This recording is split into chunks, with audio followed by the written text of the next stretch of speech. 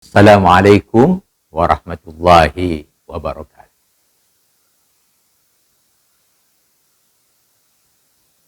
Bismillahirrahmanirrahim. Alhamdulillahirabbil alamin. Wa bihi nasta'inu ala umur dunya waddin. Wassalatu wassalamu ala asyrafil anbiya'i wal mursalin wa ala alihi wa ashabihi ajma'in. La haula wa la quwwata illa billahil aliyil azim, amma ba'd.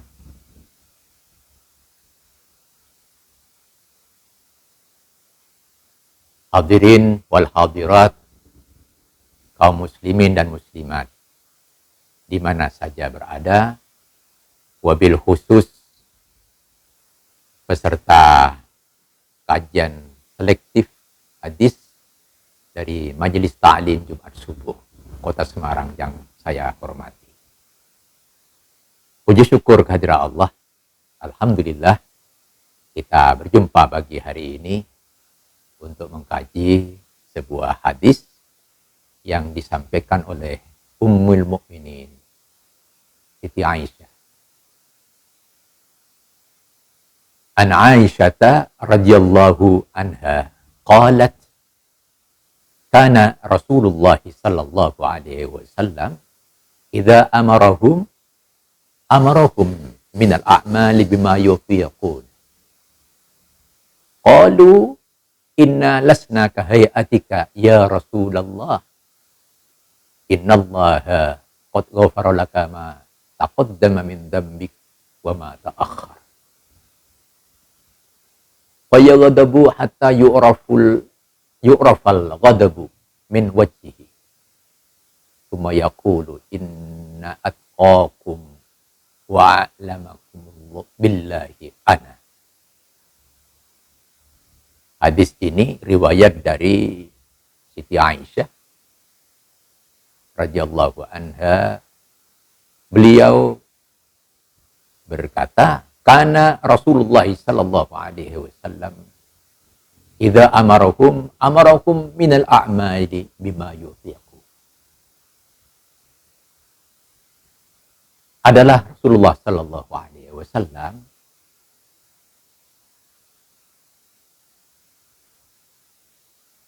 apabila memerintahkan sesuatu, menyuruh melakukan sesuatu kepada masyarakat, kepada kaum, kepada umat, amarahum minal a'mal bima yufiqun. Rasul itu menyuruh kepada mereka melakukan amal-amal itu bima yufiqun, sesuai dengan kemampuan orang itu melaksanakan, sesuai dengan kesanggupan orang itu menunaikannya, sesuai dengan tenaga yang dimiliki orang itu dalam melakukan amal-amal itu. Mendengar keterangan seperti itu, para sahabat yang mendengar, menyimak ketika itu sama membandingkan dirinya langsung kepada Nabi Sallallahu Alaihi Wasallam. Mereka sama mengajukan seolah-olah ketidakpercayaan itu bahwa seperti itu, dan mereka juga mencoba membandingkan dengan pribadi Rasulullah. Qalu, mereka mempersoalkan, mereka bertanya dengan mengatakan inna lasna kahayatika ya Rasulullah.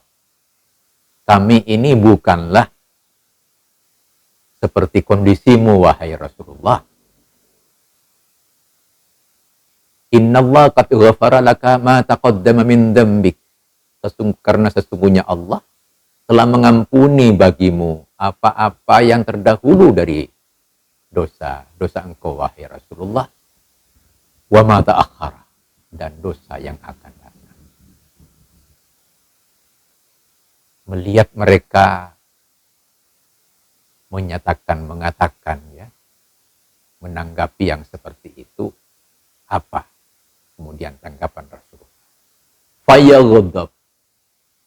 Rasul ketika itu marah, murka Rasulullah.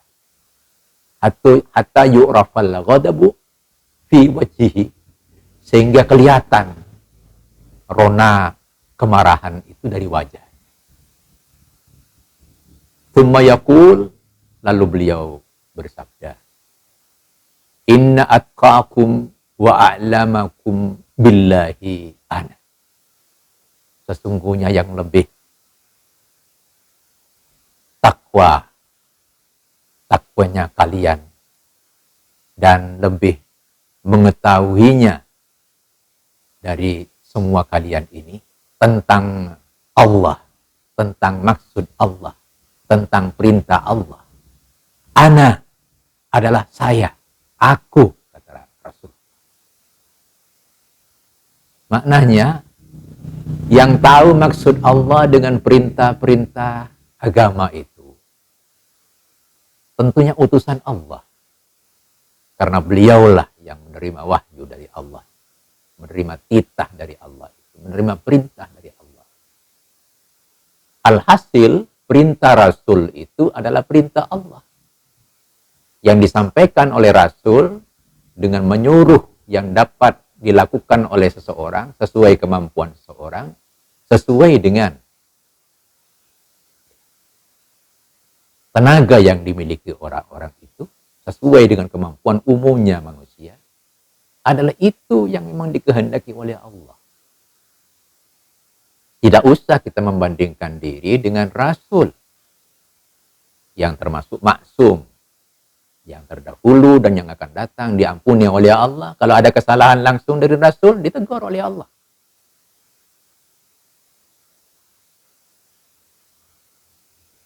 Nah, ini kebijakan dari Allah Subhanahu wa Ta'ala berkaitan dengan syariat, dengan ajaran yang pada hakikatnya ajaran yang disampaikan oleh Rasulullah itu bukan ajaran yang sulit dilaksanakan, ajaran yang tidak mungkin dilaksanakan, ajaran yang dibikin berat, ajaran yang ringan yang kemudian dibikin berat oleh seseorang dan mampu orang melakukan dengan berat yang dia timbang-timbang sendiri. Bukan seperti itu.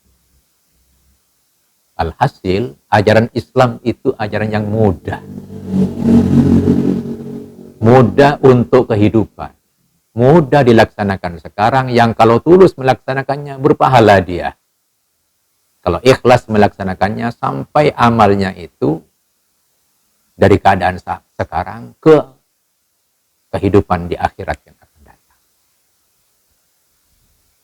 Dari itulah, hadirin dan hadirat yang terhormat, syariat Islam, ajaran Islam yang dilakukan, diperintahkan kepada pemeluk-pemeluknya sebetulnya adalah untuk kita, untuk kesejahteraan, kebahagiaan bagi kita, untuk kemakmuran dan masa depan kita, untuk menjadikan kita dapat hidup di alam dunia sekarang ini dan sambung dengan alam akhirat yang akan datang. Maka kalau berbicara tentang ajaran agama, maka ajaran agama itulah akan menjadikan kita, nalar kita ini sampai kepada aktivitas selain di dunia sekarang ini, itu akan diterima di akhirat yang akan datang. Di mana kehidupan akhir yang akan datang, dari segi kualitasnya, dari segi kehebatan apa yang diterima oleh amal-amal kita yang saleh, yang baik, yang ikhlas itu betul-betul jauh dari bayangan yang ada sekarang ini.